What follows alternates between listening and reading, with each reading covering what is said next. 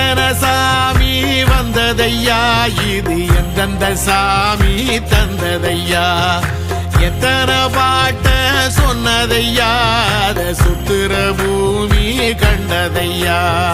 அடிச்சு வீசும் காத்துலையும் அந்த தகப்பனாச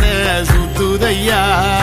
பிடிச்சு பூக்கும் விதையிலும் ஒரு வம்சத்து கதையே உள்ளதையா,